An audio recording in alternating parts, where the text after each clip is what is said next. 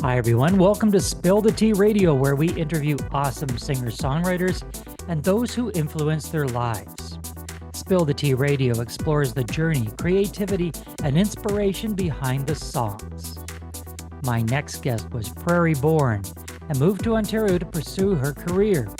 She has performed in the TD Toronto Jazz Festival, featured on Jazz FM 91, and performs regularly around Southern Ontario. She has performed as a professional theater actor, which brings another dimension to her music performances. She produced her debut EP, Everybody's Here, in 2012 and released her second album in 2017. So, let's spill the tea with Whitney Ross-Barris. Welcome, Whitney. Hi, I'm glad to be here. How does your acting career or your acting experience help you on stage when you're giving a live performance? I think I've done a fair amount of theater in my life, and I think that there's a level of comfort for me when I'm on stage. I'm not afraid. It's like when I do a gig, and it doesn't matter if it's a concert or if it's a corner of a club or if it's like a festival stage. It's like you're like in my living room, we're hanging out, where, I'm indulging by, I'm going to do all the songs I want to do and you have to listen to them.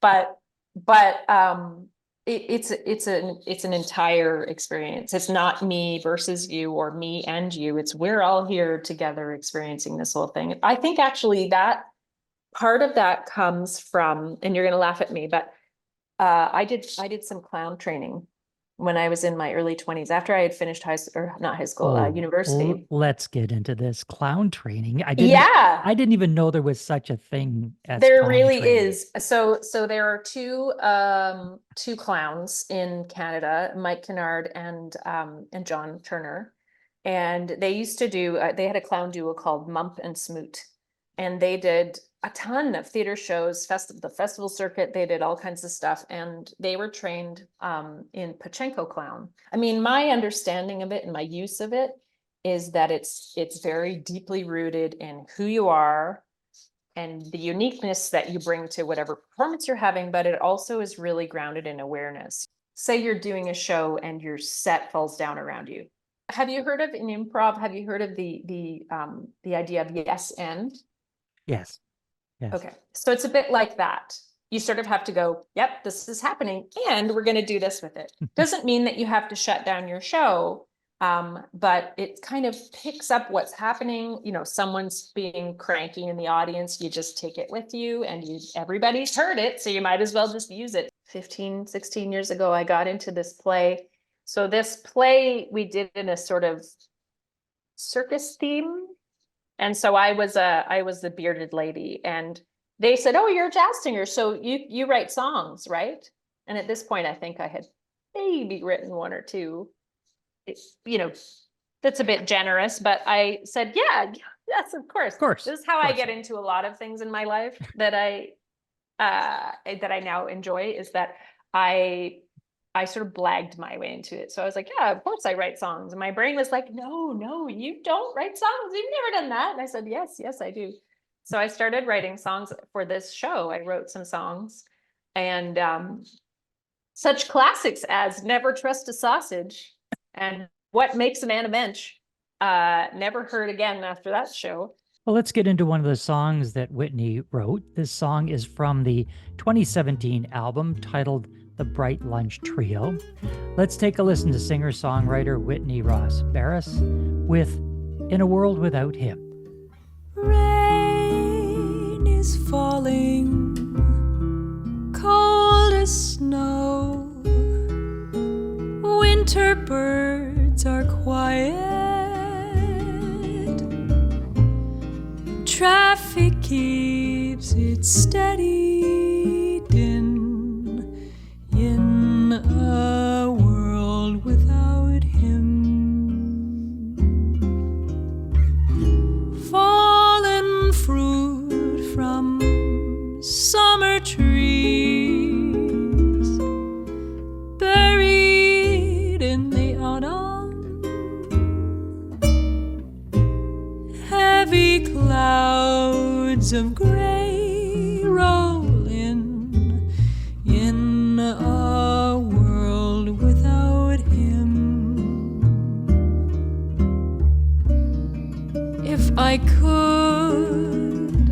I'd raise my hand and stop the night from dawning. I would trade one night of dreams for all these days of longing. Wind that shakes the willow tree just outside my window breaks me like it does her limbs in a world without him.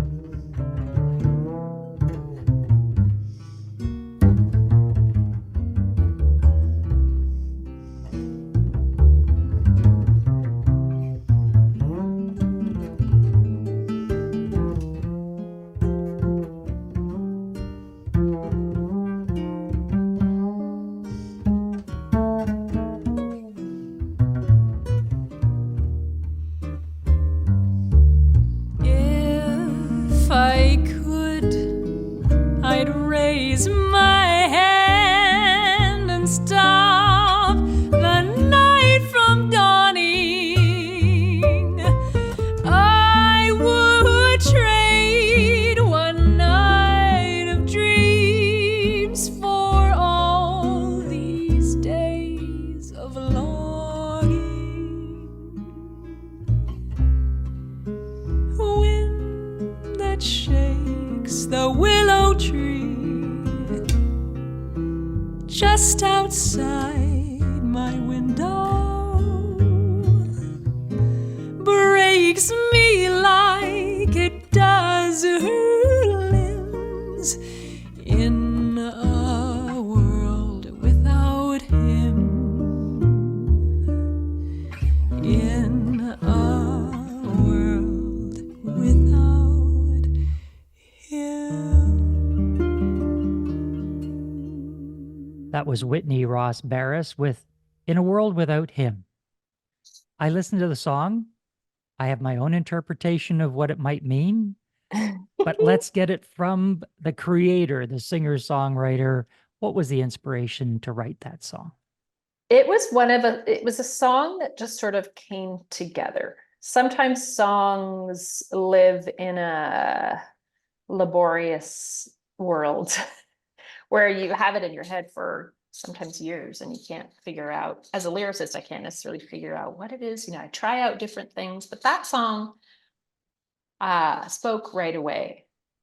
As a writer, I find not only when I'm writing lyrics, but when I'm writing prose, when I'm writing stories, I love building worlds. I love building a world from what I can see and hear and what I've experienced. And that song for me is very visceral, and I feel that not that I live in that kind of loss that the song touches on, but I definitely feel that world sometimes, and how time can stop when you're grieving. And I love the melody that Nathan wrote for it. We often refer to it, I think, very self-flatteringly as our Strayhorn song, because it has a very melancholy kind of feeling to it that reminds us of Billy Strayhorn's writing, Flowers That Love Something or Lush Life or something like that. Many artists will say that the best songs that they've written, or the ones that they're most proud of, are the ones that came to them very quickly. Like these lyrics just all fell into place, and within 30 minutes, I had the bones, for the song. And of course, then you've got a lot of other work to do with arranging and recording. Sure. But do you feel that way as well? Like when something hits you, you just say, yeah, that feels good. I know this is going to be a good one. Yeah, I mean, absolutely. But I think as an artist, there's also there's always a healthy dollop of like, this is terrible. Nobody's gonna like this. What am I thinking? There's always a lot of self-doubt and like imposter syndrome and stuff. But there is also, I think, behind that, there's also a little like bit of like, actually, no, you know what, this is really good. Like you should follow this. And so yeah, the ones that come out really quickly are usually the ones that are your favorites. But sometimes I found there's interesting things that happen for every good song you write, you have to write a good 20, 25 songs that are just awful.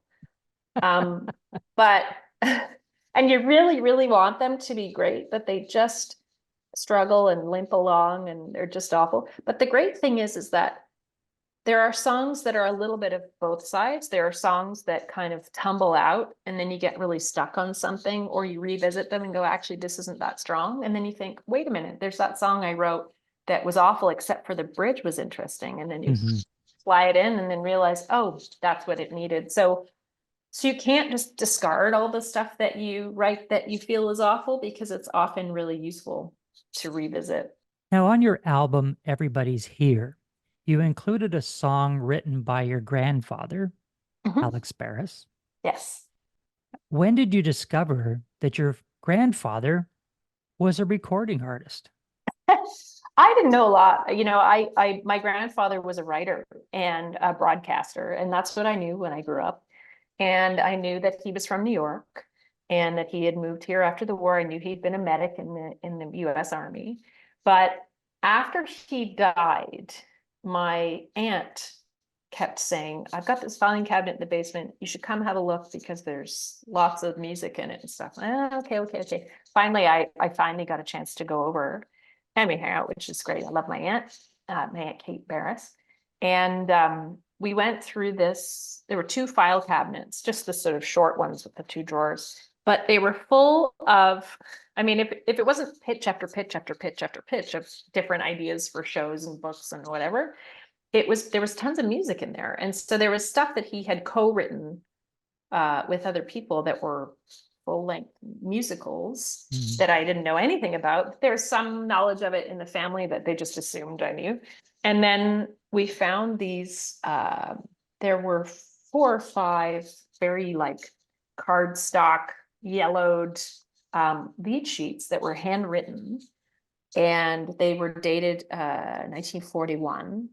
And they had the title of the song and the lyricist and the songwriter. And it was songs that my grandfather had apparently co-written with these fellows in New York, these 2 guys in Brooklyn. So as it turned out, I listened to the records and I had no idea who's playing or singing or whatever. It's just like a little standard. And I put it on to a digital, like I made it into a digital file and I sent it to my dad. And I said, do you know what this is? Like, I've never heard this. And he listened to it. And he said, where did you get that? And I said, it was at Auntie Kate's house. And he said, well, that's Papu. That's Alex. It's cute. So now we come to the part where we do a lightning round with Whitney. Oh dear. Okay. Here we go, rapid fire, keeping in mind that she does have 3 children. She's got a hubby. So here we go. What's your favorite food? My mother makes this amazing dish that is raspberry vinegar and cream and chicken breasts, and you just have it. It sounds like it's terrible and they would curdle. It's so delicious, and you have it with rice. It's my favorite. The 1-word answer. What's your favorite dish to cook? I like making, oh God, what do I like making? I like making chili. Best vacation destination ever? I've never been to Scotland, but I'd like to go to Scotland. A destination that is still on your bucket list? I'd like to visit the Republic of Ireland. 1 word that describes you best? 1 word. Talkative. Favorite movie? It's a Wonderful Life. Favorite desert island song that's not one of your own or your grandfather's? It's called Take It With Me. What's your nickname? Wit.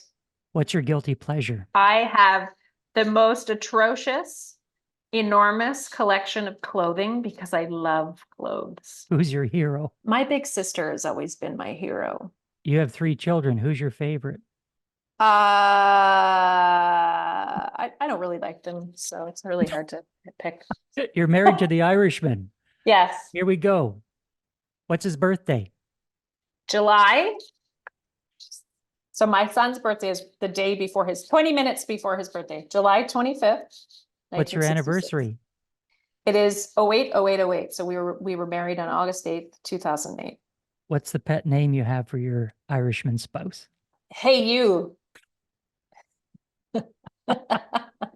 So let's talk about what's coming up for Whitney. I wrote a ton of music during the pandemic because there was no gig. So I've got 15 or 20 songs that I've got to sort of polish up and arrange and put together on a recording. And that will be my next big project. I'm really looking forward to that because it's a big step in my growth as an artist and a musician.